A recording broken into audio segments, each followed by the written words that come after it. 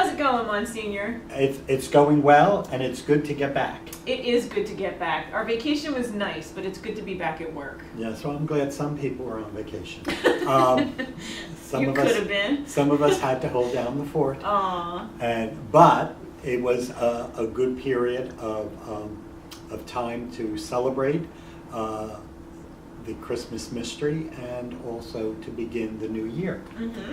Speaking of the new year, I pulled out Sister Good Habits. Oh, good. And was thinking of, do you have any New Year's resolutions this year? I kind of tossed a couple around, but didn't really settle on anything. I was thinking about being more bold, and I know a lot of people will laugh at that, but I don't do any stop laughing, Frank. I don't do any like real self-promotion. We're trying to hold it together here. And I gotta push my book, and I just really haven't been doing it. And I gotta get writing again because I completely stopped. I mean, I have written nothing, and I just gotta get back into that. Very good. My New Year's resolution is really to try and implement the examen at the end of the day. Oh, that's a great practice. And I found an app that is helping me and leading me through the examen. So oh, great. So it's different every day? It's not... It's different every day, and what I've discovered so far, because it's only been 2 days in the new year, is my imagination needs to be worked on. Oh. I think the focus on getting things done and making sure everything's in its place and has kind of cramped my imagination. Oh, try writing. Oh, well, I don't know. I don't have writer's block. It's more of a Dan. Okay. Well, last night, speaking of damn, we went and had pub theology. I can't talk. It was a long evening. But our topic was exorcism. We had a really great turnout. We went. We had a panel discussion with Monsignor and the Presbyterian pastor and the Methodist pastor and the Baptist pastor, and then a little from the Peanut Gallery and the Lutheran pastor, retired pastor, but it was fantastic. We probably had about 50 people there, and the Fireside Grill was super They were wonderful people. The food was great. They were very hospitable and very accommodating. Gracious, yes. Because we had one room and we just had too many people, and they moved us to a larger room right then and there, and we filled up the whole room. Yeah, but they were fantastic, so we're very grateful to them. And we talked about exorcism and how each of our traditions approach the topic,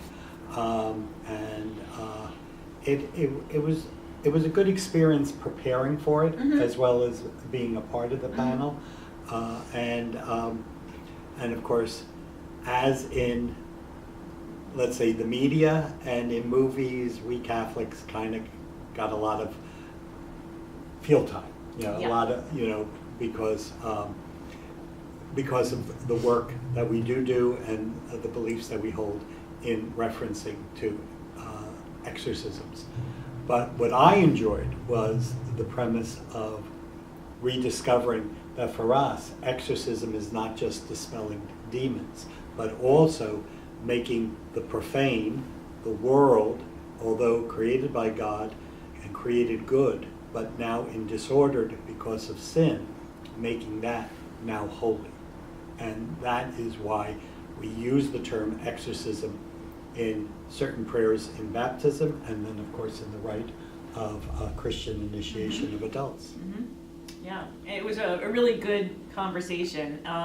If you didn't get to make it there last night, and you want to see it, it is on our Facebook page. There's a link to the initial discussion, and then there's a link to the question and answer period. So if you want to check it out, please do. And this Thursday, there's another one. Yes. At 7 o'clock at the Fireside Grill, and this one will be on the Bible and ecumenism. And isn't there a little tag to that, the Bible? Oh, why can't we all get along or something? No, ecumenism was why can't we all just get along? Okay. Why can't we be friends? Why That's can't what it was. we be friends? And then don't worry about the Bible tagline. But anyway, it's fun. So it's in the bulletin if you need to see that, or you can go on our Facebook page because the flyer is also there. And Father Aaron will be there with Jen to represent the Catholic point of view. I have to go to a finance council meeting. Skip it. I can't. Responsibility. All right. That could be one reason why my imagination is kind of stodgy. Okay. We'll work on that. Okay. All right, so EHAP, you wanted to talk about EHAP? Yes, we had,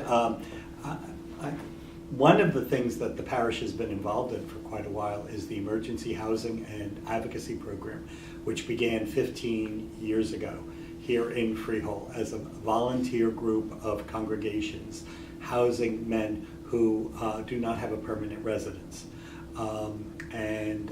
We have been involved from the very beginning, and this has now evolved into a separate, although still supported by the Clergy Association of Freehold, it is now its own service, not only to men without residence, but also women and families. And we have an office now in town, in the borough, and a full-time social worker, God bless Joan Mendel, for the work that she does. She's also the director of the program. And yesterday at our clergy association, we received word that Manor House, which was a kind of a shelter and transitional housing for women and children, had closed. And so they took money from their closure and they gave it to emergency housing, which is a great gift and a great vote of confidence. The sad thing is Manor House was really serving a need to care for women who found themselves without a permanent shelter, and even women with children. And they also offered a variety of services, employment, parenting, and counseling. They closed because of the cuts that seem to be inevitable in our society today, that the poor do not need any assistance. And also at that same meeting, we found that the number of families approaching Open Door at this Christmas holiday had decreased, many of them because of their fear of being arrested and deported. So it seems to be the element of fear. It has been around for quite a while. That element of fear is now affecting the poor in the sense that they are still with us, but they're now in hiding. Or we end up saying, we can't help you. And I think that as Christians and as the church, we cannot ever say, we can't help you. We might not be able to help all your needs, meet all your needs, but we should be able to find some helpful sense. So that was very discouraging. It was positive because EHAP ended up, I think, receiving like $38,000, which for a new service is very, very important. But for Manor House and for even the fact we were told that the shelter beds in Monmouth County are being renovated, and when they are reopened, there'll be less than we had before. And it's a shame because there's so many people who find themselves in the middle of the night without residence. Where are they going to go? Yeah, and part of one of the most discouraging parts of that is the denial that those people exist, and that was where they lost their funding. That somebody in Monmouth County decided that there aren't any homeless women. Yeah, there are. And on top of that, our numbers are decreasing from Open Door and other social services that we're trying to provide.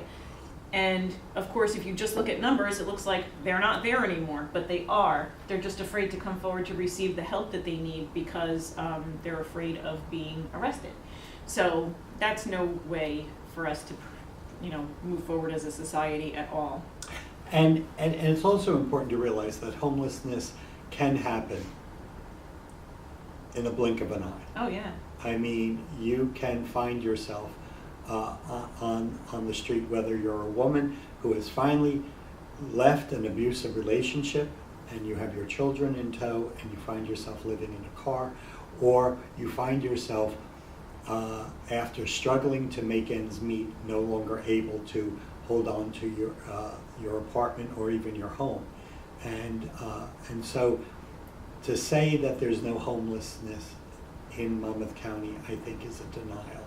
I know Monmouth County is one of the wealthiest counties in New Jersey. We are very blessed to have such a county, but I think we could do more. And we have to do more. Okay. That was a very bold statement. Oh, thank you. Oh, Success. She's already living up to her New Year's resolution. All right, so you guys are having your open house this Sunday. This Sunday on the Feast of the Epiphany, and just one little, this year, I'm so excited.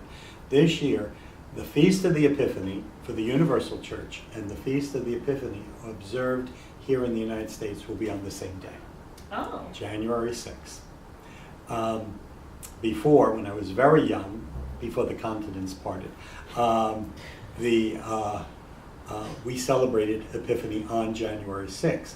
But then the bishops requested the permission, because it's such an important feast, to move it to the Sunday after New Year's. And so we can have Epiphany from, let's say, the 4th to the 7th, and which really messes up the universal calendar. So this year, though, it is on the 6th. So when they're celebrating in Rome, and we'll be celebrating it. And to celebrate it, we're having our annual open house at the residence. Nice, and that's from 2 to 5? 2 to 5. Stop by, see how beautiful that Judy has decorated the residence. I give Judy all the credit because I haven't done anything. And it takes a woman. And it takes a Judy. It takes a Judy. Well, she should come to my house then. And but it'll be a fun time, and both Father Arian and I invite you. Okay, and one more thing. On January 20th, we are having a Martin Luther King Jr. celebration. We have the day of service the following day, the observed holiday for teens and middle school kids. But the Sunday, the 20th, we have a celebration at Bethel AME at 4 p.m. There's going to be a series of reflections, some prayers, some choir songs, sing-alongs, and traditionally we've had a rather poor turnout for this event, and we're really hoping to get more support this year. I think people think of Martin Luther King as a black hero, but he's really a hero for all of us, and a prophetic voice really for the church and for the world. And his message is something that our church tries to live out every single day, because his message is Christ's message. And so, especially in light of all of the stuff we were just talking about with EHAP and Manor House and everything else, we need to remember that we are God's hands and feet on earth, and we need to be that prophetic voice still, and make sure that the dignity of all human beings are being met. One way we can do this is come together in prayer and reflection on that day. There'll be a full-page flyer in the bulletin next week, because we didn't have it for last week's bulletin. It wasn't completed yet. But it's also on Facebook, so please take a look, and please come out for that. It's really, it's going to be a great day, a great celebration. It is. I was very excited to hear about it. My only pain is I won't be able to be there. I am away. That's okay, I'll represent. You represent. And boldly. Someone else is no. But it does come at a time when I'll be away. And I feel bad that I always miss this observance. Because I think it's important that the community comes together in what we hold in common. And what we hold in common is the respect of all human beings, the rights of all human beings, and the need to protect those rights and to protect that respect. So please come and be present. Jen's going to take attendance of all the Catholics there, so and when I get back, I'm going to find out. Oh, yeah. There will be refreshments also, so at least come for that. But it's going to be a really good day. So I think that's it. That's it. That was plenty. See you next week. Yes.